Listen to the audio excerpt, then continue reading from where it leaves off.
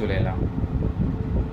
আমি আশা করছি এই পয়েন্টটা আপনাদের খুবই ভালো লাগবে এই কারণে, না আপনি জীবনে কাকে বেশি গুরুত্ব দেবেন, কাকে কম গুরুত্ব দেবেন, এখন কিন্তু সেটা বাছার সময় এসে গেছে। কারণ এখন আমরা যে যুগে বাস করছি সেটা কিন্তু সত্য ত্রেতার দাপর যুগ নয়, ঘোর কলিযুগের আয়ু। আমি আমার আগের ভিডিওয়ে বলেছি 4,25,000 বছর, সবেমাত্র 5,000 বছর অতিক্রান্ত হয়েছে। আর সামনের বছরগুলোতে কী যে হতে চলেছে আমরা কিন্তু কেউ জানি না। এর মধ্যেই কলিযুগে যে হারে পাপ বাড়ছে, যে হারে মানুষের মধ্যে হিংসা, দেশ, মারামারি, কাটাকাটি, অপরের ক্ষতির চিন্তা বাড়ছে, জানি না এই কলিযুগের আয়ু আর কতদিন আছে।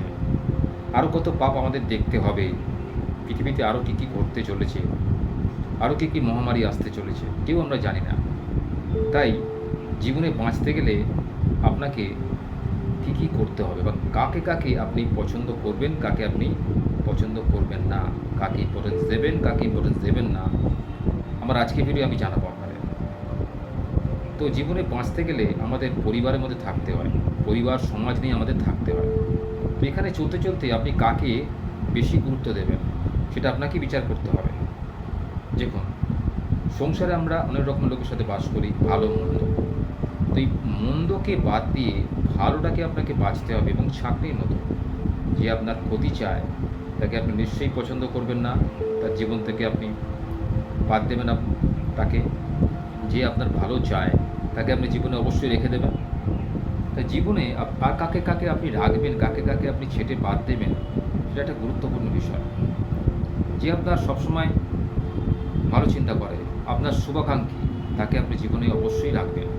যে আপনার ক্ষতির চিন্তা করে তাকে আপনি জীবন থেকে ছেড়ে বাদ দিন। আমার বিশ্বাস আপনার কোনো অমঙ্গল হবে না, উপরওয়ালা আপনার কোনো অমঙ্গল করবেন না। কারণ একটা কথা আছে, যেমন কর্ম তেমন ফল। তুমি যেরকম আয়নায় মুখ দেখাবে, মুখটা কিন্তু সেরকমই হবে। তাই জীবনে সবাইকে ইম্পর্টেন্স দিতে যাবেন না, অহেতুক সবাইকে ইম্পর্টেন্স দেবেন না। যে আপনার গুরুত্ব বোঝে তাকেই আপনি গুরুত্ব দিন। যে আপনার সম্মান করে, আপনার কাজের সম্মান, আপনার নিজের সম্মান করে, তাকে কিন্তু আপনি গুরুত্ব দিন। যে আপনার সম্পর্কে ভাবে না, আপনার বিষয়ে চিন্তিত নয়, তাকে আপনি গুরুত্ব দেবেন না। যে আপনাকে সবসময় হেয় করে, আপনাকে ঈর্ষা করে, হিংসা করে, আপনি কোনো ভালো কাজ করলে তার মানে হিংসা হয়, মনে মনে রাগ হয় যে কেন ওই চাকরিটা পেলো, বা কেন ব্যবসাটা করে দাঁড়িয়ে গেল, কেন একটা গাড়ি কিনলো, কেন বাড়ি করলো, কেন সুন্দরী নারী পেয়েছে। এইসব চিন্তা যার মধ্যে রয়েছে সে কিন্তু আপনার কোনোদিন শুভাকাঙ্ক্ষী নয়। অতএব আপনাকে বিচার করতে হবে যে আপনি কাকে চুজ করবেন, কাকে ছেড়ে বাদ দেবেন। সংসারে বাবা মা, ভাই বোন, আত্মীয় স্বজন অনেক দিকে আমরা বসবাস করি। কিছু কিছু আত্মীয় আছে দেখবেন আপনার সুখেতে সে মোটেই সুখী নয়, সে আপনাকে হিংসে করে, বা আপনার যাতে ক্ষতি হয় সেটা সে মনে মনে চিন্তা করে, ভাবে। তো এই জাতীয় আত্মীয় স্বজনকে একদমই প্রশ্রয় দেবেন না, তাদেরকে একদম এন্টারটেন করবেন না, তাদেরকে একদমই জীবনে ঘেঁষতে দেবেন না। কারণ এরা আপনার জীবনে একটা অ্যাক্সিডেন্ট মতো, আপনার জীবন ক্ষয় হয়ে যাবে এদের সাথে মিশলে বা কথাবার্তা বললে। এরা স্বার্থপর, এরা অর্থলোলুপ, এরা হিংসুটে, এরা অহংকারী। এই সমস্ত লোকের থেকে দূরে থাকুন, দেখবেন আপনি ভালো থাকবেন।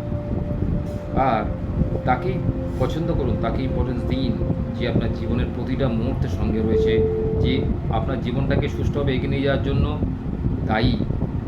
আপনার অফিসের বস, যেখান থেকে আপনি আর্নিং করেন, সেই মালিককে হাতে রাখার চেষ্টা করুন। বা সেই কর্মচারী যার থেকে আপনি অনেক উপকার পেয়েছেন, লাভ পেয়েছেন, বা সেই বন্ধু যে আপনাকে একসময় অনেক সুযোগ সুবিধা দিয়েছে, আপনাকে অনেক সাহায্য করেছে, আপনার পাশে থেকেছে, আপনার বিপদ আপদে ঝাঁপিয়ে পড়েছে, আপনার খবর নেয়, সেই সমস্ত বন্ধুদের আপনি আপনার ইম্পর্টেন্ট পার্সোনাল লিস্টে রাখুন। পরম আত্মীয় যে আপনার সঙ্গে যার কোনো রক্তের সম্পর্ক নেই, কিন্তু এমন আবভাব দেখায় যেন আপনার কত শুভাকাঙ্ক্ষী। হ্যাঁ, আপনি এটা কোনো ভালো কিছু কিনলেই তাদের চোখ টাটায়, সেই সমস্ত আত্মীয়দের আপনি দূরে রাখুন, জীবন অনেক ভালো থাকবেন। গুরুত্ব দেবেন। ধরুন আপনি যে সমাজে বাস করছেন, সমাজে কিছু লোক আছে, দুষ্ট লোক, যারা অপরের ক্ষতি সাধন করে, ক্ষতি চায়। আর কিছু কিছু সমাজসেবী আছে দেখবেন, যারা লোককে বিনা স্বার্থেতে সেবা করে, লোকের ভালো চায়, যাতে আপনার উন্নতি হয় সেটা দিকে তার চিন্তা বা ইচ্ছা, আপনাকে সাহায্য করার জন্য এগিয়ে আসে। এই ধরনের লোকেদের বুঝতে শিখুন, চোখ দেখে বুঝুন, মন দেখে বুঝুন, কথা বলে বুঝুন যে তাদের আপনি জীবনে ইম্পর্টেন্স দেবেন কি দেবেন না।